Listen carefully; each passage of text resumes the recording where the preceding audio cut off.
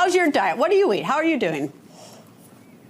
I eat a lot of protein. I stay away from packaged foods. I eat whole foods if it comes from the ground, if it comes from an animal, if it comes from the ocean or from the air, I will eat it. But I don't eat anything that comes in a package. And that's, otherwise I'm pretty eclectic in my diet, and I do eat a tremendous amount of protein. We can make answers, and above all, we are going to get rid of the taboos about challenging orthodoxies, about challenging consensus, and we're telling the public every day, all of us, that is not science.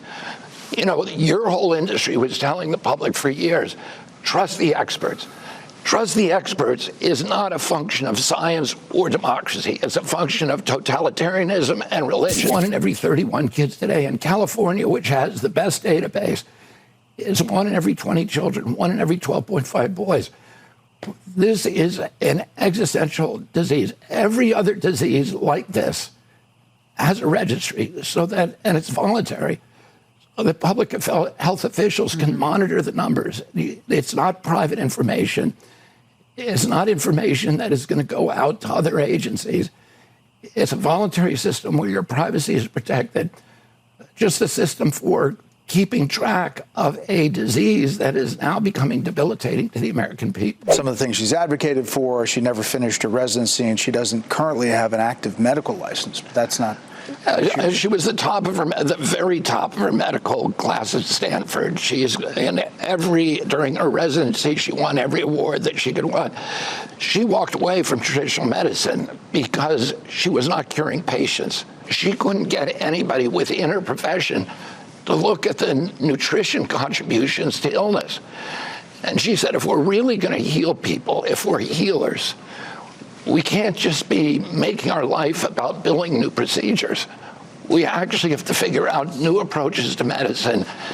And that's the kind of leadership that she's going to bring to our country. In August, the National Toxicity Program, which was an arm of the NIH, did a meta-review of all the science on fluoride and found that there's a direct inverse correlation between fluoride exposure and low IQ in children. So the more you get, the stupider you are.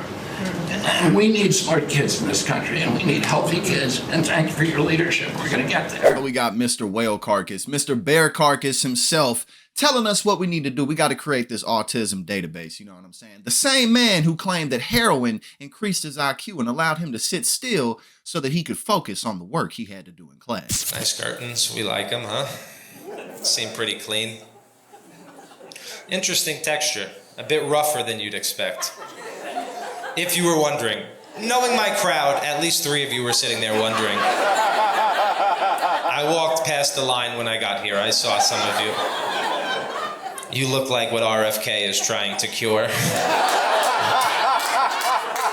That prick. His new one today, he said he's going to find out the cause of autism by September. He's treating it like some Scooby-Doo villain. Like he's just gonna pull a mask off. It's been Skittles the whole time. Specifically the red ones. What a weirdo. I'm asking about fees from suing drug companies. Will you agree not to do that? You're asking me to not sue drug companies, no, and I'm not going to agree to that, drug Senator. Companies as much as you want. I'm not going to agree to not sue drug companies or anybody. So let's do a quick count here of how, as Secretary of HHS, if you get confirmed, you could influence every one of those lawsuits. Well, let me start the list. You could publish your anti-vaccine conspiracies, but this time on U.S. government letterhead, something a jury might be impressed by. You could appoint people to the CDC vaccine panel who share your anti-vax views and let them do your dirty work. You could tell the CDC vaccine panel to remove a particular vaccine from the vaccine schedule. You could remove vaccines from special compensation programs, which would open up manufacturers to mass torts. You could make more injuries eligible for compensation, even if there is no causal evidence. You could change vaccine court processes to make it easier to bring junk lawsuits. You could turn over FDA FDA data to your friends at the law firm, and they could use it however it benefited them. You could change vaccine labeling. You could change vaccine information rules. You could change which claims are compensated in the vaccine injury compensation program. There's a lot of ways that you can influence those future lawsuits and pending lawsuits while you are Secretary of HHS. And I'm asking you to commit right now that you will not take a financial stake in every one of those lawsuits, so that what you do as Secretary will also benefit you financially down the line. I'll comply with all the ethical guidelines. That's not the question. You have said You're asking me, Senator, you're asking me not to sue vaccine pharmaceutical companies. Yeah, you are. That's exactly what you're doing. Health. Look, no one should be fooled here. As Secretary of HHS, Robert Kennedy will have the power to undercut vaccines and vaccine manufacturing across our country.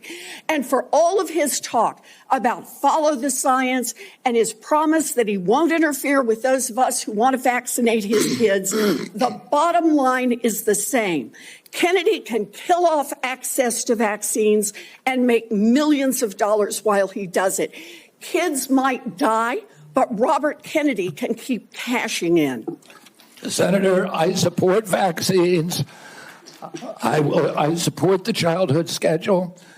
I will do that. The only thing I want is good science, and that's it. How about then say you won't make money off what you do as Secretary of HHS? We had a paper coming out that was about how ultra-processed foods affect levels of neurotransmitter in our brain. And they didn't seem to have the effect that many addictive drugs do. And what we said in the paper was this narrative that ultra-processed foods hijack a reward system of our brain and cause addictive-like tendencies like cocaine or methamphetamine, that doesn't seem to be at work here. This is based on the science. Exactly. It's a study that we did in 50 people, and we gave them ultra-processed milkshakes and looked into their brains and to see what the effects were. And we reported the results exactly like they were. And we said this doesn't mean that these foods aren't addictive for some people. It just means that this particular biological mechanism is probably not the one at work. And then what happened? We were denied the ability to issue a press release about this paper. A New York Times reporter asked for an interview to talk about the paper, and that was denied. And a HHS communications director contacted the reporter at the New York Times and asked, is this really a story about RFK Jr.? Because this study doesn't fully support the narrative that ultra-processed foods are addictive. RFK Jr. is basically like just that conspiracy theorist who reads one article and now he knows more than everybody else. You know, when it comes to vaccines and things like that, you know, despite the fact that humanity has been using them for hundreds of years, literally, and that vaccines have largely eradicated things like smallpox, polio, measles, which are, you know, coming back, measles and stuff like that, because people think all of a sudden there's something wrong with the vaccines. Because I read this article the other day, so now I know more than the doctors. I mean, think about the level of arrogance and ignorance combined into one that you have to think that just because you saw something online real quick, now you know better. But see, that's the world that we live in. It's not just RFK Jr., it's the entire country. We're bombarded with so much entertainment and so much distraction. Our attention spans are incredibly short. We got millions of people around the world who believe that the earth is flat. Why? There's no good reason to believe that other than they're lying to us. And we have a person like that as the head of Health and Human Services. Like, think about how insane that really is. We got the most unqualified people in American history running the show. It's even worse than the first go round in Trump's first term. But hey, man, this is what we voted for. So here we go.